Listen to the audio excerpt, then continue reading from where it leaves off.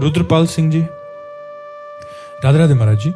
महाराज जी, भगवान के दिव्य पार्षदों व सिद्ध महापुरुषों में भी कभी कभी ऐसी लीलाएं देखी जाती हैं, काम क्रोध रूपी छठ विकारों का प्रादुर्भाव देखा जाता है, जैसे कि सनक सनंदन तथा देव ऋषि नारद जी जो भगवान की लीला का आधार होते हैं। तो मेरा महाराज जी प्रश्न आया कि जब जीव भगवत प्राप्ति कर लेता है तो वो भगवत स्वरूप हो जाता है, तो पांच भौतिक शरीर में तो स्वाभाविक है, परंतु जब वो दिव्य शरीरों में भी ऐसा भाव आता है तो महाराज जी हमें क्या समझना चाहिए साधकों में? जब हम तुम एक ही बराबर के हो गए और संसार को अब कोई नाटक दिखाना है हमें, तो हम तुम वैसे ही स्वांग करेंगे ना। अगर चतुर खिलाड़ी हैं तो सनक सनंदन सनातन सनत कुमार भगवान के अवतार हैं।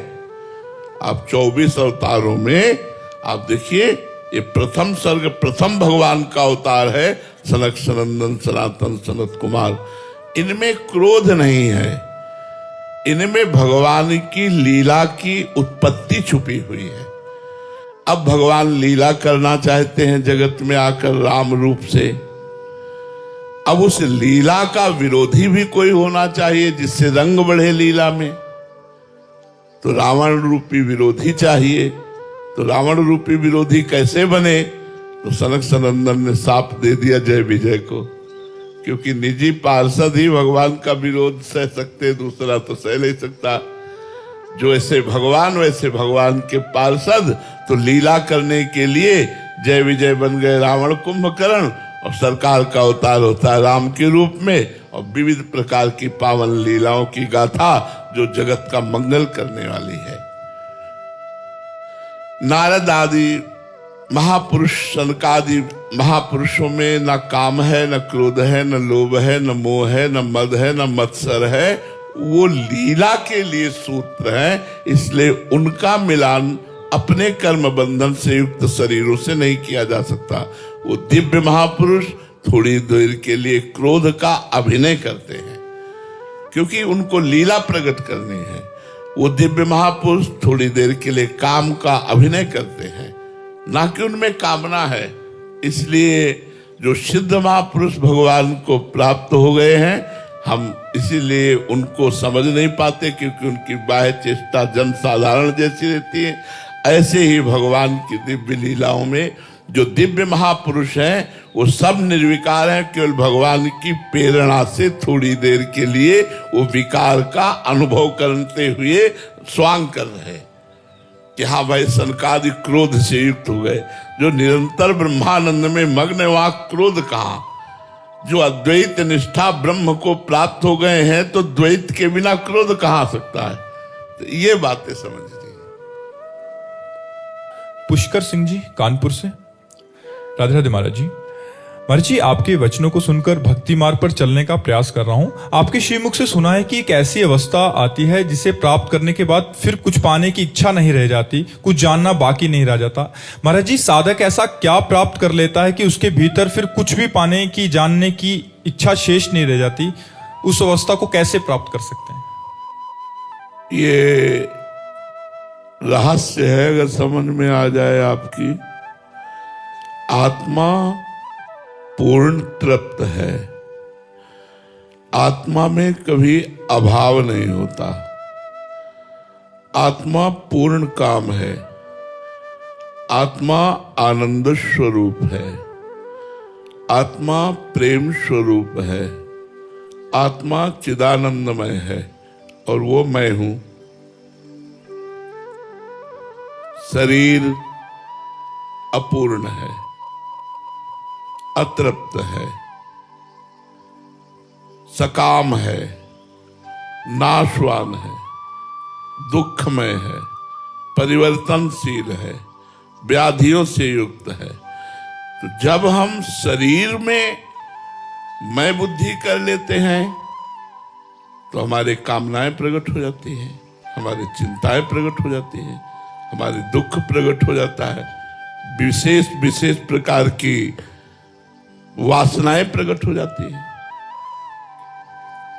वही मैं अज्ञान के द्वारा निवृत्त होकर जो आत्मस्वरूप में स्थित हो जाता है, तो वही आत्मा हमारी भगवान है। चाहे भगवान में स्थित हो जाए या आत्मस्वरूप में स्थित हो जाए, तो जहां भगवान में स्थित हुआ तो पूर्ण काम, परमानंदमय, अखंड शांति, ये सब उसको प्राप्त हो जाती है। अब उसे कुछ जानना बाकी नहीं रहता, कुछ पाना बाकी नहीं रहता, कोई चाह नहीं रहती, कोई सोच नहीं रहती, एक परमानंदमय स्थिति, गाढ़ आनंद। जैसे सुषुप्ति में कोई कामना, कोई स्फुरणा, कोई वासना कुछ नहीं रहती, लेकिन वो घोर तमोगुणी है। ऐसे जागृत में त्रिगुणातीत अवस्था अपने आत्मस्वरूप को प्राप्त होकर ज्ञानी महात्मा पूर्ण निष्काम हो जाता है। नहीं स्वात्मा रामम विषय मृग तृष्णाम भ्रमयति। आत्माराम पुरुष कभी विषय रूपी मृग तृष्णा में भ्रमित नहीं होता। ऐसे ही जो भगवान की भक्ति में ऊंचाई पर पहुंचता है, शरीर संबंधी भोग, शरीर संबंधी रिश्ते नातेदार, इनसे ऊंचे उठ जाता है और भगवान में उसकी रति हो जाती है, तो उसकी ऐसी स्थिति हो जाती है, कोई कामना नहीं, कोई चाह नहीं, कोई अहंकार नहीं, कोई ममता नहीं, बड़ा सुंदर दिव्य स्वरूप होता है।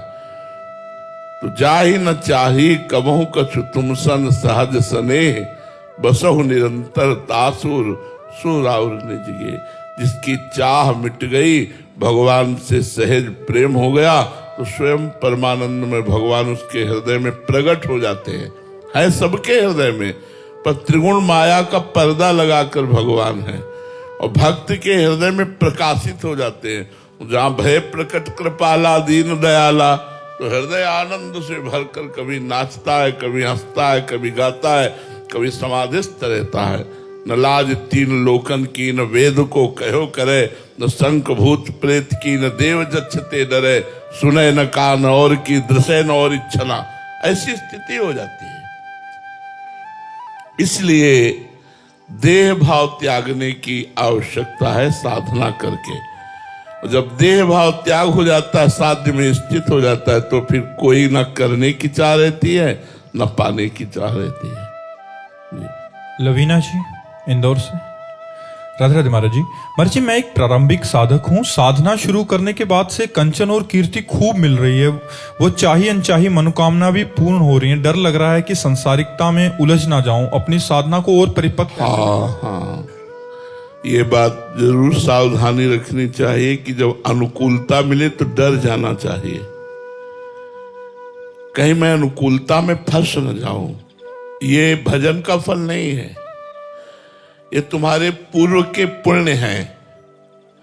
अभी जो तत्काल कामना पूर्ण हो रही है, जो आपको चाहिए कंचन कीर्ति आदि, वो प्राप्त हो रहा है, तो ये भजन का फल नहीं है। अभी ये भजन का फल आगे मिलेगा, ये आपके पुण्य का फल है। नहीं तो एक से एक बड़े भजनानंदी है, पूरा जीवन दुख में जा रहा है, तो क्या मतलब है? तुम प्रारंभिक साधक हो, तुम्हारे लिए इतनी छूट, जो चाहो मिल जाए, कीर्ति मिल जाए, सब सुख मिल जाए, और जो रात दिन भजन में लगे उनको दुख। इसका क्या मतलब है? भगवान क्या उनसे नाराज है क्या? नहीं, उनके पाप नष्ट हो रहे, तुम्हारे पुण्य नष्ट हो रहे हैं। वो निष्पाप होकर भगवान की तरफ बढ़ रहे हैं, तुम पुण्यों का भोग करके माया की तरफ बढ़ रहे हो। अगर आए हुए पुण्य के संयोग से संपत्ति सुख आदि को हम परोपकार में लगा देते हैं, स्वयं भोग नहीं करते, परिवार की सेवा में लगा देते हैं, और खूब नाम जप करते हैं, उससे प्रभावित नहीं होते, तो कुछ नहीं बिगाड़ पाएगी, हमारी भगवत प्राप्ति हो जाएगी। अगर उसी को स्वयं भोक्ता मानकर भोगने लगे, भगवान का विस्मरण हो गया, तो फिर उसका प्रभाव आपको प्रभावित कर लिया, आप अपने मार्ग से भ्रष्ट हो गए। इसलिए सावधानी रखनी है। विजय श्री जी बीकानेर से। महाराज जी, अष्टावक्र जी कहते हैं कि तू एक क्षण में ज्ञान को प्राप्त कर सकता है। वो किस ज्ञान की बात करते हैं जिसको पाने में क्षण भी नहीं लगता? देखो, महापुरुषों की बातें सहज में समझ में नहीं आती। हजारों जन्म की साधना के बाद मुमुक्षुता प्रकट होती है। भगवान शंकराचार्य जी ने कहा, विवेक चूड़ामणि में देख लो, हजारों जन्मों के सुकृत और साधना जब एकत्रित होते हैं तब जीव के मन में आता है कि मैं संसार से मुक्त हो जाऊं, और वो मुमुक्षु से कहते हैं जो मोक्ष प्राप्ति के लिए व्याकुल हो जाए। ये जो अष्टावक्र जी जनक जी से बात कर रहे हैं, तो जनक जी जानते हो कितने बड़े महात्मा हैं, कितने बड़े ज्ञानी हैं। अष्टावक्र जी कह रहे हैं, घोड़े की रकाब पर पैर रखकर उसके पीठ में बैठने में जितना समय लगता है उतने में तुम्हें मैं ब्रह्मबोध प्रदान कर दूंगा। किसको? जनक जी को। हमें नहीं, हमें तो रगड़ करनी पड़ेगी। ऐसे ब्रह्मबोध थोड़ी हो जाता है। तैयार भूमि जनक जी महाराज की, विदेह राज है, तो बस जरा सा संकेत किया स्वयं के अनुभव का, तो एक सेकंड में स्वयं में स्थित हो गया। स्वयं में स्थित होने में क्या टाइम लगता है। अब वो परम पवित्र है, हम अपवित्र हैं, इसलिए हमारा देहाभिमान आड़े आ रहा है। वो दीवाल की तरह मैं और देह के बीच में है। अब वो दीवाल गिरे अहंकार की, तब तो बात बने साधना से। मैं पुरुष हूं, मैं स्त्री हूं, मैं विद्वान हूं, मैं धनवान हूं, मैं कुलवान हूं, मैं मैं ये जो मैं की दीवार लग गई है प्रकृति जनित, इसे हटानी पड़ेगी। परमात्मा जनित जो मैं है वो शुद्ध ब्रह्म है, अहम ब्रह्मास्मि। और जो अहम है वो मलिन मायाकृत है। यही बीच में मेड़ है, ये मेड़ मिट जाए, सच्चिदानंद सुख का अनुभव हो जाए। कोई भी साधक हो, सबको भगवत प्राप्ति का बढ़िया अवसर मिला है, मनुष्य शरीर मिला है।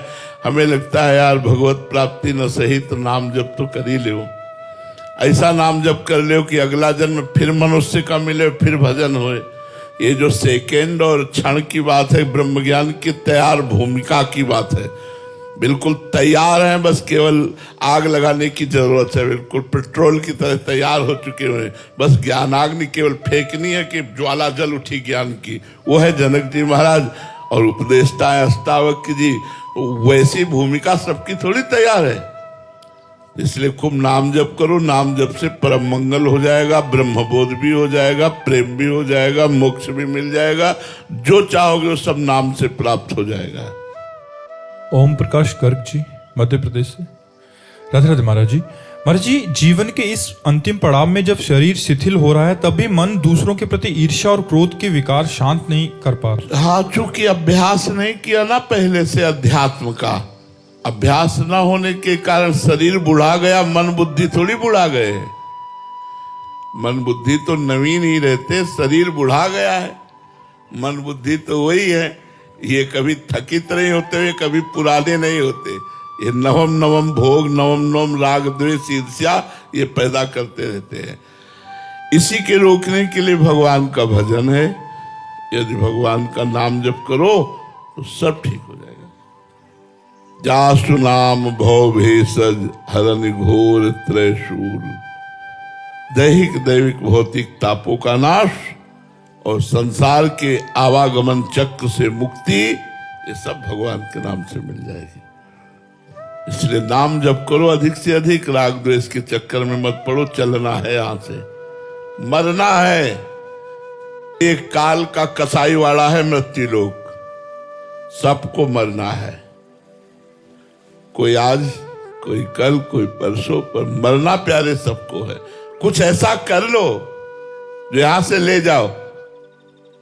ये बैंक बैलेंस, ये बड़े बड़े पद, बड़ा बड़ा परिवार, मित्र समुदाय, ये तुम्हारे साथ जाने वाला नहीं। तुम्हारा शरीर भी आग में जला दिया जाएगा या मिट्टी में गाड़ दिया जाएगा। केवल तुम्हारे किए हुए पाप और पुण्य कर्म तुम्हारे साथ जाएंगे। इसलिए भगवान का नाम जप कर लो, जो पाप और पुण्य दोनों से उठाकर तुम्हें परमानंद की प्राप्ति कराए। नाम जप के बिना कुछ नहीं होने वाला। हमारी बात बिल्कुल पकड़ लो। इसलिए जिसको जो गुरुदेव ने नाम दिया है, राम कृष्ण हरि वाहेगुरु, जो भी नाम दिया है, खूब नाम जप करो। नाम जप से ही मंगल होने वाला है, बिना नाम जप के नहीं। वसुंधरा गौड़ जी, राधे राधे महाराज जी। महाराज जी, आपके चरणों में कोटि कोटि प्रणाम। महाराज जी, मुझसे संतों के प्रति और आपके प्रति मन वचन से कोई अपराध बन गया है शायद, जिसके फलस्वरूप भजन में बहुत आलस प्रमाद आ गया है। श्री जी के लिए रोना जो पहले आता था वो भी गायब सा हो गया। महाराज जी, आप कोई दंड दें या कोई प्रायश्चित बता दीजिए। रोज सुबह प्रातः उठ करके वृंदावन को प्रणाम करके जो हम बोलते हैं वो बोला करो, हे वृंदावन धाम, हमारे जाने अनजाने में व्यक्त अव्यक्त महापुरुषों से यदि कोई अपराध आपका बन गया हो तो आप हमें क्षमा करें। हर वृंदावन वासी को रोज वृंदावन धाम से प्रार्थना करनी चाहिए कि रोज प्रार्थना करें कि जाने अनजाने में यदि कोई अपराध बन गया हो, व्यक्त अव्यक्त महापुरुषों का अपराध बन गया हो, तो हे धाम कृपा करके मुझे क्षमा कर दो। तो जो अपराध होंगे वो सब भस्म हो जाएंगे और बुद्धि शुद्ध हो जाएगी, अपराध बनेंगे ही नहीं। ऐसा करो।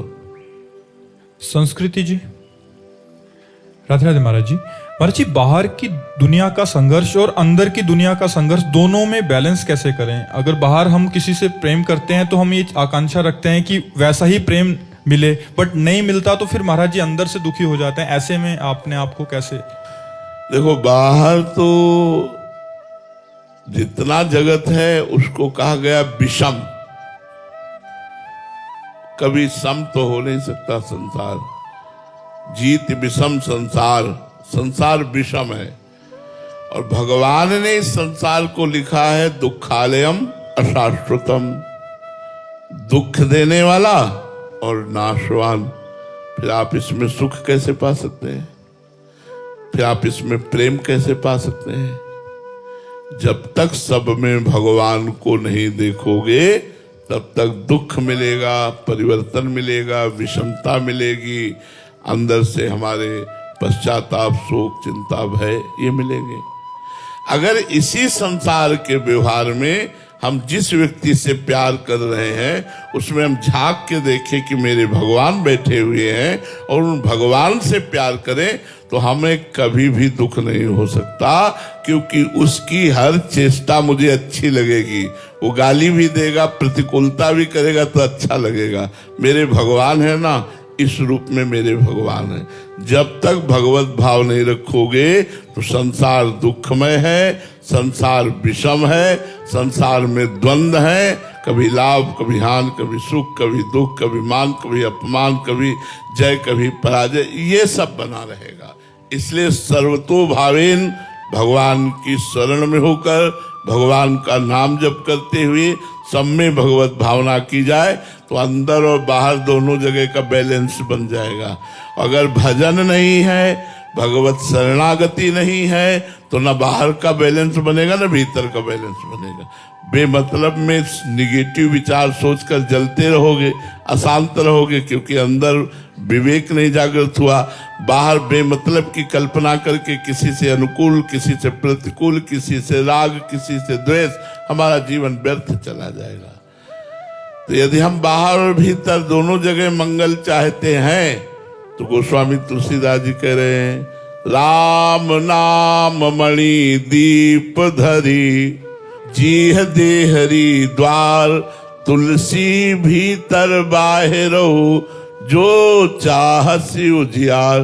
बोले भगवान के नाम रूपी मणि को जीभ रूपी द्वार पे रख लो तो भीतर भी बैलेंस बन जाएगा और बाहर भी आनंद रहेगा। बाहर भी आनंद, विवेक अंदर जागृत हो गया ना तो हर बात दुख वाली काट कर आनंद प्रदान करेगा। पर राम नाम मणि दीप धरी, जीह देहरी द्वार, यजिभ्यागे वर्तते नाम तुभ्यम। नाम जीह जप जागे जोगी। आहा, इस संसार की मोह निद्रा से योगी जाग जाता है नाम जप करके। अगर जीभ से नाम जप करोगे तो कंठ में जाएगा, कंठ से हृदय में जाएगा, और जब हृदय से नाम चलेगा तो भगवत साक्षात्कार हो जाएगा। इसलिए भीतर और बाहर के बैलेंस को बनाने के लिए भगवान की शरण में होकर भगवान का नाम जप करो। नव्या झा जी, राधे राधे महाराज जी। महाराज जी, मेरी आयु 16 साल की है। महाराज जी, इस आयु में स्कूल में बहुत सी नई नई संगतियां मिलती हैं, बुरी भी हैं अच्छी भी हैं, बट महाराज जी दूसरों का संगति का असर मेरे पे ना पड़े, ऐसा मैं क्या करूं महाराज जी? बिना ज्ञान के ऐसा नहीं हो सकता बच्चा। जित संग दोषा तो अध्यात्म नित्या। जो नित्य आत्म स्वरूप के ज्ञान में स्थित रहता है उसको किसी भी संग दोष का प्रभाव नहीं पड़ता, नहीं तो संग का प्रभाव पड़ जाएगा। एक बार काटेंगे, 2 बार काटेंगे, तीसरी बार वो बात हमारे अंदर बैठ ही जाएगी। वो बात काटने के लिए एक सतत ज्ञान रूपी तलवार चाहिए, जिससे कुसंग का हमारे ऊपर प्रभाव न पड़े। को न कुसंगति पाए न साई, रहाय न नीच मते चतुराई। चाहे जितना बड़ा चतुर हो, यदि उसे कुसंग मिला तो धीरे धीरे पतित तो हो ही जाएगा, यदि उसे ज्ञान नहीं है तो।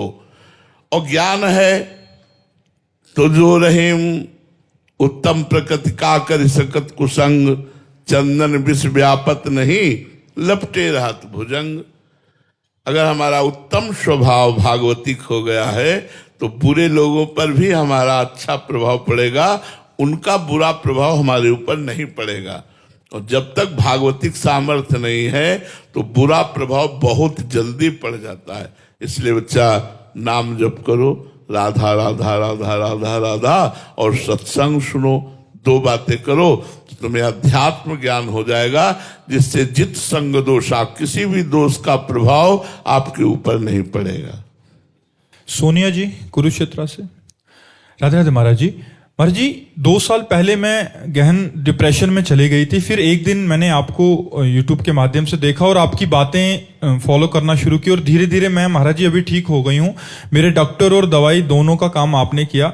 मेरे लिए आप भगवान बन के आए महाराज जी, मेरे को एक नया जीवन दिया, इसलिए आपका धन्यवाद करना चाहते थे। धन्यवाद तो आपका है जो आपने हमारी बात को सुन करके उस पर चलने का प्रयास किया और आप लाभ को प्राप्त हुए, तो हमारा जीवन धन्य हो गया। यदि हमारी बातें सुनकर आप लोगों को लाभ न मिले, आपको आनंद न मिले, आपकी गंदी बातें न छूटे, तो हमारा बोलना बकवास ही तो रहा, व्यर्थ ही तो रहा। तो आपने हमारी बात को सुनकर, हमारी बात को मानकर अपने को भी धन्य किया और हमको भी धन्य किया। संत समागम का फल यही है कि आपकी मानसिकता सुधर जाए, आपकी गंदे आचरण छूट जाए, आप चिंता भय शोक से मुक्त होकर आनंद को प्राप्त हो, यही संत समागम का फल है। ज्ञानेश्वर जी महाराष्ट्र से। राधे राधे महाराज जी। महाराज जी, भजन कहाँ कहाँ साधक का खर्च होता है और साधक भजन बचाने के लिए क्या सावधानी रखे? देखो, यदि भगवान की शरण में साधक है हृदय से और हर कर्म भगवत अर्पण करता है, कृष्णार्पणम वस्तु, तो उसका फिर सरकारी खजाने से काम चलता है, उसका भजन नहीं कटता। जो साधक अहम पूर्ण साधना से साधना करता है, भगवान की कृपा और भगवान की चरणों की हृदय से शरणागति स्वीकृत पूर्ण नहीं हुई है, तो प्रणाम से भजन नष्ट होता है। जब लोग प्रणाम करते हैं तो जो हमें प्रणाम करते हैं उससे हमारा भजन प्रणाम करने वालों के पास जाएगा। जो हमें कपड़ा देते हैं हमारा भजन उनके पास जाएगा। जो हमें भोजन देते हैं हमारा भजन उनके पास जाएगा। हम जो रुपया लेते हैं, जितना लेते हैं, उसके परिणाम स्वरूप हमारा भजन भगवान से हटकर संसार के उन पुरुषों के पास जाएगा जिन्होंने हमें रुपया दिया, भोजन दिया, कपड़ा दिया, प्रणाम किया, आदर सत्कार किया, इन सब में भजन जाता है। तभी भगवत प्राप्ति जिनको करनी होती, समाज से बच के, रोटी मांग के, खा के, फटे पुराने कपड़े पहनकर अपने भजन को बचाते हैं और बचा करके उसे पचाते हैं और पचाकर भगवान को प्राप्त हो जाते हैं। और जो साधक शरणागत होता है वो ये नहीं देखता कि ये व्यक्ति दे रहा है, वो देखता है मेरे भगवान इस रूप में आकर मुझे दे रहे हैं, उसका भजन नष्ट नहीं होगा। बस ध्यान देने योग्य, मेरे भगवान ही ने कहा है, अनन्यस चिंतयन्तो माम ये जना परिपासते तेसाम नित्याभियुक्ता नाम योगक्षेमम वहाम्यहम। जो मेरा अनन्य चिंतन करते हैं ऐसे जनों के योगक्षेम का वहन मैं स्वयं करता हूं। ये बात ध्यान रखना। जो निरंतर भगवान की शरण में रहकर भगवान का चिंतन करता है, उसे चाहे रुपया दो, पैसा दो, भेंट कुछ भी, जो प्रणाम नमस्कार सब आपको तो मिलेगा उसका लाभ, लेकिन उस संत का कुछ भी नहीं जाने वाला, क्योंकि वहां योगक्षेमम वहाम्यहम भगवान के वचन है। और जब अहम ग्रह उपासना होती है, अहम युक्त होती है, तो फिर उसका भजन क्षीण होता है। जो लोगे तो प्रकृति का एक बूंद पानी भी फ्री नहीं, इसका भी टैक्स है। एक बूंद पानी भी प्रकृति का फ्री नहीं, इसलिए प्रकृति का उतना ही प्रयोग करो जितनी तुम्हें आवश्यकता हो, नहीं तुम्हारे पुण्य नष्ट हो रहे हैं। हमारे लिए टोटी खुली है पानी की, तो व्यर्थ में खुली मत रखो, वो किसी के काम आएगी। अगर व्यर्थ में आप पानी ले रहे हो तो टैक्स लग रहा है, आपका भजन कट रहा है, आपके पुण्य नष्ट हो रहे हैं। व्यर्थ में लाइट मत जलाओ, अगर काम चल रहा है बिना लाइट के तो मत जलाओ। प्रकृति की वस्तु का जितना उपभोग करोगे, कोई भी हो, उतने ही तुम्हारे पुण्य नष्ट होंगे। ये हमारा सरकारी कानून है, जितना प्रकृति का भोग करोगे उतने पुण्य नष्ट होंगे, और फिर पाप आएगा तो वही प्रकृति दंड देने वाली बन जाती है, वही फिर हमें महादुख देती है। तो भजन करने वालों को जहां अहम ग्रह उपासना है, मैं भजन करता हूं, वहां इन बातों से बचना चाहिए। और जो भगवान की शरण में है, वो तो जोई जोई प्यारो करे सोई मोहि भावे। महलों में राखो चाहे झोपड़ी में वास दो, जैसी तुम्हारी मर्जी हो। हे नाथ, मैं आपकी शरण में हूं, तो उनका भजन नहीं करता, उनका भजन सीधा भगवान को प्राप्त कराता है। श्री राधा वल्लभ लाल की।